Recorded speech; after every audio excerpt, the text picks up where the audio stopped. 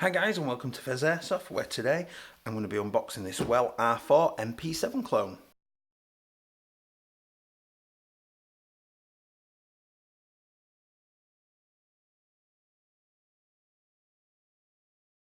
Hi guys and welcome back, Pheas here. If you do enjoy my content today, please do consider liking and subscribing because it really does help me out. That said, we'll get started. So hopefully you've seen my unboxing recently, my second big unboxing, where I did a £600 order from Taiwan gun, and one of those things in there was this R4 MP7 little beauty. They are about 50 something pounds, just over the £50, maybe towards the £60 mark, and they're a clone of the Tokyo Marui MP7. Now initially there is a fair bit of weight in that box. It does look like they've covered up the fact that it says well. I don't really want to damage the box by peeling that off, but it is an R4 airsoft gun, so you get a nice picture on the front, a little bit of info on the sides, product advisory, a little bit of info about it on the end again, and then on the back you get a few pictures just indicating safety, releasing the stock, refilling the magazine and how to refill it. You've got your selector and your safety. I'm guessing that's actually the magazine catch. It keeps calling everything safety.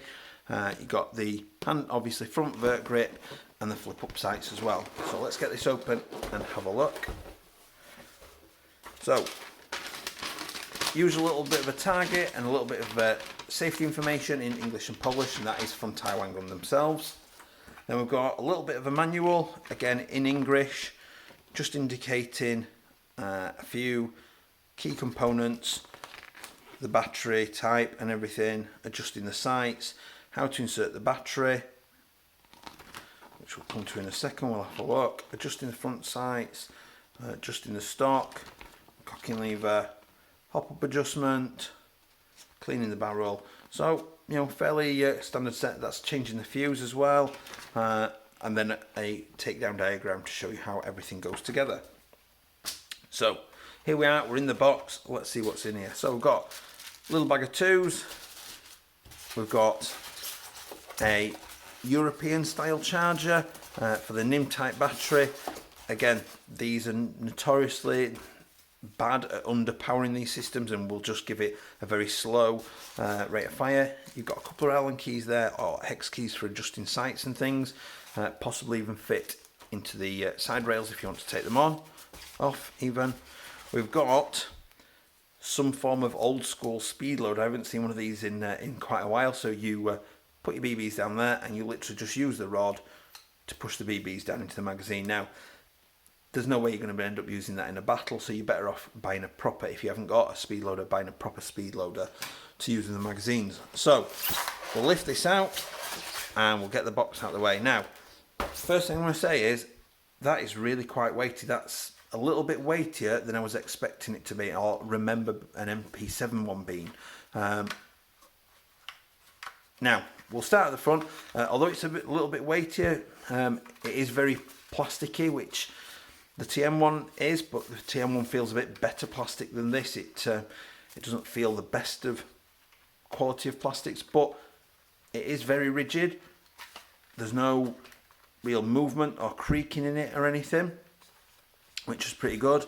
So you got your charging handle, which comes back and exposes the hop and release that. We've then got the stock release that releases the stock to a single position only, and push the button again and it goes back in. So there's only one position on that stock, so it locks fully out or fully in. That gives you probably a little bit longer than an M4 with a fully collapsed stock. So from pistol grip to stock, probably looking very similar to an M4 with its stock fully collapsed. Again, considering the plastic's not great, it's not actually terrible. Should that be a locking mechanism? Is that a locking mechanism? Does that just come out? No, that is just noticing the notch here. Just wondered if it came out any further, but it doesn't. Obviously, if I release this pin as well, the whole stock will just come out. Now you should have to pull down on this little tab here to open the vert grip, but it does just go in and out on its own. Obviously, just something to be aware of. It's not necessarily a bad thing. It's just obviously if you're expecting it to stay up securely, it is going to just flip down on its own. You don't need to worry about pulling or pushing any buttons or anything. It does look a little bit like the plastic's painted possibly, so it just looks a little bit bitty and patchy. Absolutely fine. So we'll get the magazine out. The magazine is actually metal outer case in the magazine, and it's the low cap type in there, and a plastic bottom. So these are, I believe, about 60 rounds, and it just clicks in nice and solid in there. No real movement or anything. That's quite good. So hopefully that'll fit well. And then we get to the front where we've got the battery release. So you've got to make sure it's unsafe. Show the selector. So there's the selector. There's a nice click to that, and it is ambidextrous as well. If you are a lefty or haven't made your mind up yet, it is an ambidextrous selector, which is good. And there is a sort of trigger safety as well, that you've got to pull both parts of the trigger. You can't just pull one. So if you press this button underneath here, it will release the battery compartment from the front. That is a little bit of stuck on foam, just adhesived on, and I'm guessing that's just to keep it safe. Now there is a pull lever here, so if you pull this lever out, pull on this lever when the battery's in, it will eject the battery for you. And what we've got is I've got the AEP LiPo that you saw in the order, and this is fully charged, and I've got one of the adapters now to fit this into. So I'm just trying to remember.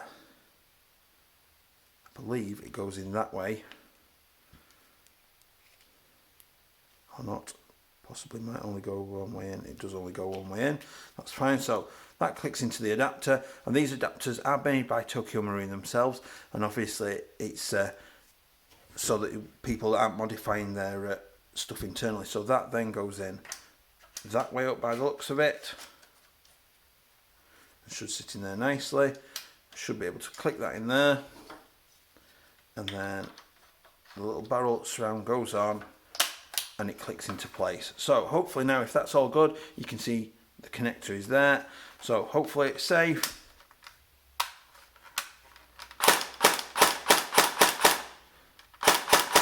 It's not a mega fast rate of fire, and looking down the pistol grip, it's definitely turning the gearbox over all right.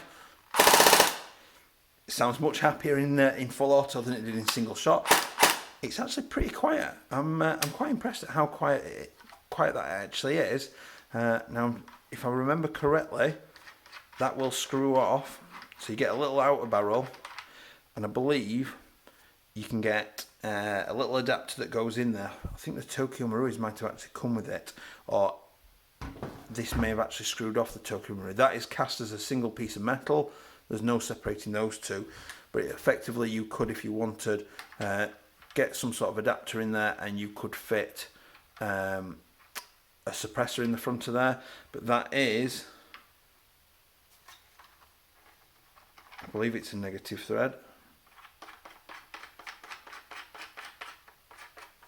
That is a negative thread, so I'll get that in there. So I've got the barrel.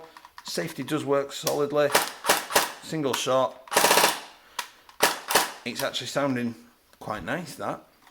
So there is a fair bit of weight to it, and I wasn't expecting there to be that much weight to it. It's definitely heavier than a pistol, and obviously I always think they look better with the extended mags in as well, which are much more practical for airsoft use.